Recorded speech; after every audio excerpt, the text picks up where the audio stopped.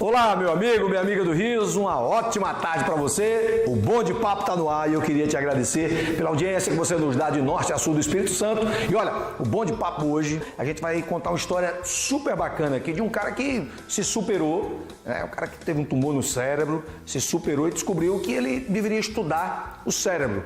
E ele hoje é um Master Coach e presidente do Instituto Performance. Você vai conhecer a história de Paulo Bento. Vai, Paulo. Seja bem-vindo, meu irmão. Um prazer. Muito obrigado. Por favor. É todo meu estar aqui com vocês. Paulo tem uma história super bacana, uma história diferente. Até as histórias se confundem um pouquinho, né? Eu tenho uma admiração pela tua história, porque eu também tentei ser jogador de futebol, mas você conseguiu, né? Você foi jogador de futebol e eu não cheguei muito longe, mas você conseguiu. E você, quando jogador de futebol, você descobriu que um tumor no cérebro, cara. Como é que foi isso? Primeiro veio o sonho, né, de vencer. Eu até coloco isso em uma filosofia que eu tenho hoje, que é a filosofia do resultado. E na primeira parte da filosofia eu digo o seguinte: a magnitude dos seus pensamentos impactam diretamente no alcance dos seus resultados. Eu comecei a co-criar isso. Eu não sabia, eu era uma criança no interior do estado de Goiás, tinha noção do que era a magnitude dos pensamentos. Eu comecei a criar isso na infância. E assistia minha mãe passar por aquelas dificuldades financeiras, assim como você passou também, as dificuldades da infância. E eu cresci com esse sonho de ser jogador, né? E eu comecei a jogar futebol na categoria de base e comecei a ter muitos retornos. Fui campeão do Campeonato Goiano, fui artilheiro do Campeonato Goiano, fui artilheiro do Campeonato Goiano, categoria de base. Mas o tempo foi se passando e o meu futebol começou a cair. E quando eu vi, eu já não conseguia mais escrever com a mão direita. Foi quando eu aprendi a escrever com a mão esquerda. Eu já não conseguia mais chutar com a perna direita. Foi quando eu aprendi a chutar com a perna esquerda.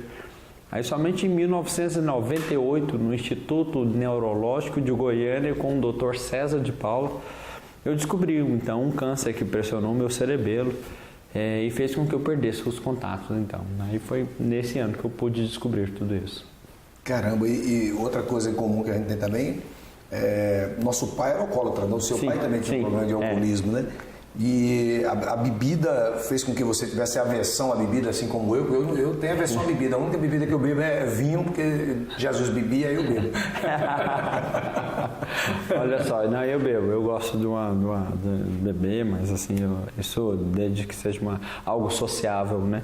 Então, mas o que é isso? O que o teu pai alcoólatra te ensinou, assim? O que é que você aprendeu com isso, Paulo? Eu parti de uma história, né, que perguntaram para um jovem alcoólatra, por que você bebe? E esse jovem alcoólatra respondeu: porque meu pai bebia. E o irmão dele não bebia. Mas por que você não bebe? Ele: porque o meu pai bebia. Então, o mesmo fato trouxe leituras e interpretações diferentes. Então, eu parto desse princípio que aquele cenário, né, quando meu pai, eu fui treinado e desenvolvido, eu fui obrigado a desenvolver minhas competências ali com 5 a 6 anos no interior de Senador Canedo, no estado de Goiás. O meu pai estava devendo todo mundo, né? Então ali tinha uma vez que eles queriam bater meu pai. E eu, com 5 anos, 6 anos, comecei a desenvolver ali umas competências de negociação. Aprendi a negociar com os caras, né? Então, quer dizer, isso fui obrigado a desenvolver. Competência de flexibilidade para entender e se virar. Então, eu sempre estudei escola municipal. Sempre estudei escola estadual. A minha faculdade foi reconhecida a pior nota do MEC do estado de Goiás, né? Então, quer dizer, eu sempre passei por adversidades e isso, dentro da pergunta, eu veio muito do meu pai isso. O fato de, uma vez meu pai tentou o suicídio, ele conseguiu quebrar os 2 braços e as 2 pernas. E eu jogava futebol, estudava e cuidava do meu pai, né? Então, ali eu aprendi outra competência, desenvolvi a competência de flexibilidade. E hoje nas empresas eu uso muito isso, porque eu vejo que veio desse fruto. Quando eu vejo uma pessoa chorar porque uma traição, chorar porque foi mandado embora, chorar porque perdeu o emprego, chorar por isso, eu acho assim Um pouco porque a minha base veio de uma sustentação que me deu força. Então, na sua pergunta, o que meu pai me ensinou me dá força. Ele não sabe o presente que ele me deu, o quanto de força. Hoje ele não está mais neste mundo, então o quanto de força que ele me deu, mas muita força mesmo. Bacana, cara. Isso é muito legal, a gente, né? Porque as pessoas às vezes reclamam muito da vida e tentam culpar né, as pessoas que nos criaram, né? O pai, a mãe, um tio, um avô, alguém fez uma coisa que a pessoa que marcou a vida daquela pessoa, ela vai reclamar a vida inteira daquilo. Exatamente. E no nosso caso aqui, tanto no seu como no meu, o problema que o meu pai tinha, né, por ser alcoólatra, por bater da minha mãe, eu faço tudo o que ele não fazia de errado e procuro fazer o que ele fazia de certo. Porque sempre tem uma coisa boa naquelas pessoas, verdade. né? É verdade. Paulo, a gente falou do câncer que você teve no cérebro e aí eu queria te perguntar o seguinte: esse câncer fez com que você começasse a estudar o cérebro e partir daí a ser um Master Coach, desenvolver o trabalho que você desenvolve hoje no Brasil inteiro? Sim. Existem pessoas que choram. Existem pessoas que vendem lenço para quem chora, né? E eu descobri que eu poderia ganhar dinheiro com isso, né? Então eu vou trabalhar com isso. Vou trabalhar com a minha diversidade igual. Mas desde o início, quando você perdeu o movimento do lado direito, assim, quando você desenvolveu pelo lado esquerdo, você, vou estudar isso, vou estudar a mente. Não necessariamente estudar na mente, mas eu sabia que eu ia buscar prosperar e ressignificar de alguma forma. Essa essência sempre existiu em mim, porque ela veio lá da infância.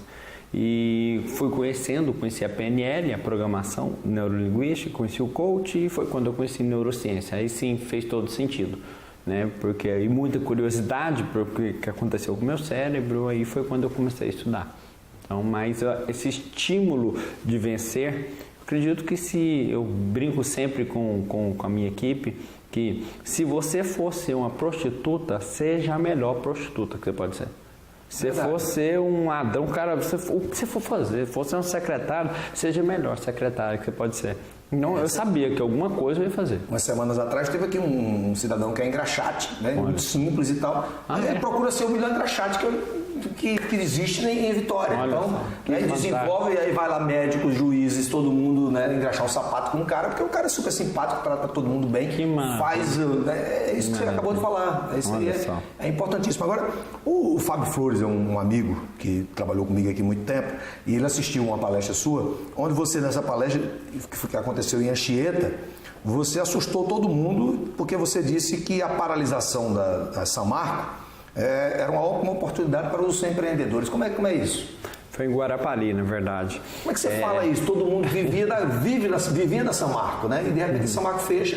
Eu acho que tinha mais de 5 mil funcionários. Deve ter demitido uma boa parte desses funcionários. Sim, a São Marco. E a cidade parou, né? É exatamente porque a saída da São Marco representou um caos. E o caos é necessário. A dor é necessário. Toda dor é o preço que a evolução cobra. Para se ter evolução, necessariamente eu preciso aprender a desenvolver. O Paul Sturges é o CEO da Peak Learning nos Estados Unidos e ele fez uma análise, uma entrevista com mais de 100 mil líderes, ele e toda a sua equipe em todo o mundo. E eles pegaram os 100 maiores líderes do mundo e desses 100 mil líderes, 75% vieram de famílias desestruturadas. Muito provavelmente você tem esse humor que você tem hoje, essa vontade de fazer a diferença, você se tornou um palestrante motivacional em função do caos que você viveu na infância. Então, aquelas pessoas que viviam ali da zona de conforto, não estou falando que é bom, eu estou falando que o que pode gerar com isso é fantástico, porque aí a partir desse momento as pessoas passam a empreender, as pessoas passam a criar. Então é um estímulo para a saída de conforto. Nós temos uma zona de conforto e uma zona de expansão. Para ir para essa zona de expansão tem algo chamado sabotador. Esse sabotador ele vai forçar com que nós estejamos sempre na zona de conforto. Que seja para uma simples atividade física. Por exemplo, você faz atividade física? Faço. Quando você põe o celular para despertar cedo, fazer uma atividade física. Quando ele desperta, vem um sabotador. O sono, a preguiça, o medo, tá chovendo, tá isso, tá aquilo outro, tá aquilo outro. Só interromper você para dizer isso, que eu estava falando isso com meu filho esses dias. A atividade física que eu faço cedo, né? Eu faço 2 vezes por semana à noite, à tarde e à noite, e a outra Pela manhã. Sim. Eu acordo 6h30 da manhã para fazer essa atividade física, que é um futevôlei que eu pratico com meus amigos e tal. E, cara, dá preguiça realmente. Mas quando o sabotador que você acabou de falar, que toca o despertador do telefone, que eu acordo 6h30 da manhã, aí eu digo, não vou não, hoje eu não vou não, hoje eu não vou não. Aí eu começo a pensar que aquele esporte, que aquele movimento que eu vou fazer, que aquelas coisas que eu vou aprender lá, né, os movimentos e tal, as técnicas daquele esporte, vai me ajudar muito na minha vida física, na minha vida mental e tal. Aí aquilo vem, aí o sabotador vai embora. Aí eu vou lá. E eu digo isso a meu filho, ele até hoje não teve coragem de acordar cedo pra poder ir comigo. Mas continua, Paulo. E o sucesso ele tem a ver com constância. Então, eu trabalho sempre com um conjunto de detalhes para uma pessoa que quer alterar o resultado da vida dele. Então, vamos supor uma pessoa que tem um estado atual, ele ganha 10 mil reais. Ele me contrata para ganhar 20. Então, eu preciso fazer com que essa pessoa mude a sua vibração. Então, eu vou impactar ali, vou trabalhar com ele na vida pessoal, nos fatores pessoal e profissional. Vida pessoal, saúde, disposição, desenvolvimento intelectual, controle emocional, o quanto ele está lendo, o quanto ele está estudando, o que ele está vestindo, o que ele está postando, o que ele está colocando, o quanto ele está focando no positivo, como é que está a sua vida financeira, como é que está o seu controle financeiro, como é que está a sua área familiar, como é que está a sua contribuição social, de que forma ele está convivendo com a sociedade, que mensagem que ele está passando, como que ele está os seus hobbies de diversão, sua saúde, sua plenitude, sua felicidade, sua espiritualidade. Então a gente começa a trabalhar com um conjunto de fatores. Quando eu estou na zona de conforto, muito provavelmente eu não sou estimulado a desenvolver alguns neurônios que estavam adormecidos. Aí veio a questão da Samarco, que o pessoal em Guarapari ficou puto comigo quando eu citei isso. Por quê? Porque naquele momento eu fui estimulado a desenvolver algo. Então, quando eu perdi o lado direito, eu fui estimulado a desenvolver o lado esquerdo. Quando eu perdi o meu pai, eu fui estimulado a desenvolver outras funções. Então, quando o ser humano ele recebe a dádiva da vida que se chama problema. O grande psicólogo Roberto Chiniachik, ele coloca isso em um livro que chama Problemas Oba. Eu li esse livro, eu tenho esse livro, é muito bom. Que é a capacidade que algumas pessoas têm de aprender com o problema. Aí tem um dos nomes que para mim é uma referência, que é o Walt Disney, quando ele coloca em uma das frases o seguinte: eu prefiro o impossível, porque lá a concorrência é menor. Porque poucas pessoas gostam do difícil. Poucas pessoas gostam do impossível.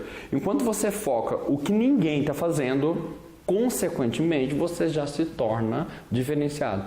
Então, pessoas que estão acima da curva, buscando comportamento extraordinário, buscando comportamento surreal, essas pessoas, com muito pouco que elas fazem, elas já são diferentes das outras. Então, o que eu quis dizer para o pessoal de Guarapari foi exatamente isso. O que eles estão fazendo de diferente? O que eles estão buscando de diferente? E agora é hora da gente começar a desenvolver o que nós não desenvolvíamos em função da zona de conforto. Então, buscar em vez de ficar se lamentando. Exatamente. Porque a Samarco fechou, tá certo. Exatamente. Todo mundo tem um segredo de superação. Todo mundo tem dificuldade na vida, né? Eu já passei, tu já passou, tu vai passar, eu vou passar. Todo mundo vai passar por alguma dificuldade. Qual é o teu segredo de superar as dificuldades? É lutar sempre, é você correr atrás dos seus objetivos, sempre com determinação, independente das dificuldades. É você realmente focar, é focar naquilo que você almeja e correr atrás, né? Porque nada vem fácil, né? Se tudo fosse muito fácil nessa vida, talvez você se acomodaria, né não? Se ficar em casa esperando, achando que as coisas vêm atrás da pessoa, não vem não, né? Bom dizer isso, você né? tem que pedalar, você tem que correr atrás, você tem que focar em alguma coisa. O que você quer da vida? Focou em alguma coisa? Então vá atrás. Não deu certo? Foca de novo, mira uma outra situação e... Pode ser que aquilo não era o seu negócio, né? O seu negócio pode ser outro, né? Sim, com certeza. Eu acho que você não pode desanimar, talvez, por você levar um não pela primeira vez. Você tem que saber que as oportunidades, elas existem. Pode não ser agora, mas vai surgir. Mas vai depender da sua determinação, vai depender da sua força de vontade, vai depender daquilo que você almeja, não é isso? Então, eu acredito que você não pode desanimar talvez por ter levado um não, talvez por não conseguir aquilo da primeira vez, né? O não pode te ajudar a tu ganhar um sim lá na frente. Então, nunca desista. Valeu, cara. Tu é o cara, hein, velho? Gostei. Parabéns. Antônio Discurso foi pra rua e fez um papo de rua sobre a pergunta que eu vou fazer agora a você. Cara, é verdade que a gente coloca cara de pobre assim. Por que a gente tem a cara de pobre às vezes? E não quer tirar mais essa cara. A cara de pobre, em primeiro lugar, ela não está relacionada a dinheiro, né? A pessoa pode ter dinheiro, tanto for, e ter cara de pobre. Cara de pobre está relacionada... Às vezes eu brinco no show justamente com isso. Eu digo, rapaz, tu tem dinheiro pra caramba, mas tu tem uma cara de pobre, tu não vai deixar de ser pobre nunca. Porque o cara tem realmente a cara de pobre. O cara pode ser milionário, mas a cara de pobre tá lá. A cara de pobre está relacionada à limitação, né? A pessoa que aprendeu a vida inteira um processo. O nosso mindset, o nosso modelo mental, ele faz com que nós enxerguemos que a vida funciona daquela forma. Eu estava contando para você, e vou repetir essa história, quando nos bastidores a gente falava um pouquinho sobre aquela criança que ouviu o tempo todo o pai falar: menino, o dinheiro é sujo, solta o dinheiro. Nós temos em torno de 86 bilhões de neurônios. E desses nós temos os neurônios espelhos. Os neurônios espelhos, eles copiam as nossas ações e entendem que aquela regra deve ser defendida e deve ser repetida. Então, foi passando a infância, veio a adolescência, e na adolescência os pais brigavam muito por causa de dinheiro. E aos poucos ele foi criando na sua uma mentalidade que o dinheiro é sujo e o dinheiro não presta.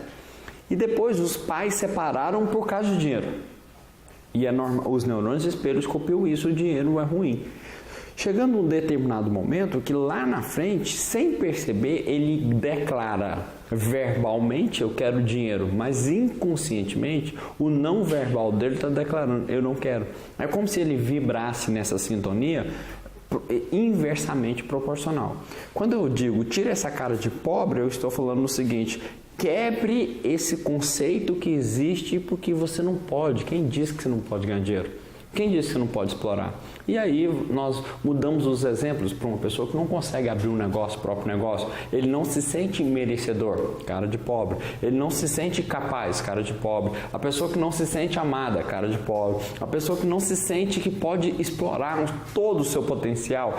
Ele nasceu para ser medíocre, nasceu para ganhar pouco, nasceu para fazer pouco na visão dele. Então ele está vivendo uma limitação. Aí quando eu brinco, tira essa cara de pobre, é o que eu coloco no meu livro, tira essa cara de pobre, eu estou falando para a pessoa: expande um pouco mais, amplie a sua missão, permita-se expandir, permita-se crescer. É nesse sentido. Eu sempre falo, muito bacana essa sua ideia aí, mas eu falo uma coisa também que eu acho que pode acrescentar aí no seu discurso, que é uma coisa muito legal, que eu digo que muita gente chega pra gente e diz assim: você não é ninguém. Alguém já deve, quando a gente é criança, muita gente: você não é ninguém, rapaz, fica na tua. Aí eu pensei numa coisa assim, cara, se ninguém é perfeito, que é um ditado popular, né? Se ninguém é perfeito, eu sou perfeito. Então, muito obrigado, eu sou perfeito.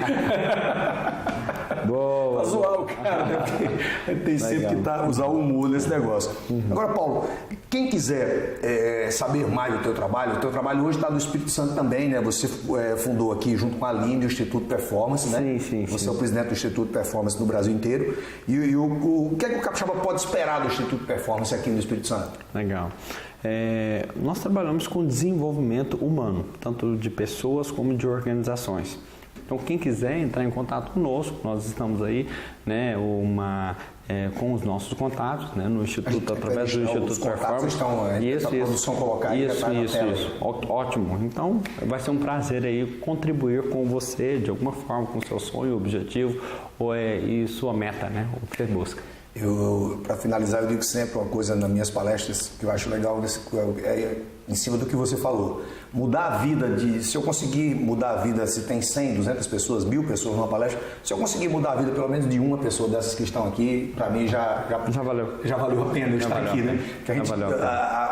A nossa intenção é mudar a vida de você que está em casa, inclusive, que aprendeu muito hoje com o Paulo Bento aqui assistindo a gente. Muito obrigado pela audiência, Paulo. Muito obrigado, meu querido. Um abraço. Muito colaborado com a gente e com as pessoas que estão em casa, porque a gente aprende muito com você. E que você continue aí fazendo, levando essa injeção de ânimo, essa motivação aí para as pessoas, porque o que nós precisamos é isso, né? Olhar para a solução, olhar para a luz, né? E parar de olhar para as sombras. Legal. Muito bacana, gente. Muito obrigado. Fica com muita sorte, saúde, sonho, sucesso e sorriso sempre. Amanhã a gente está de volta aqui no Bom de Papo. A semana está apenas começando.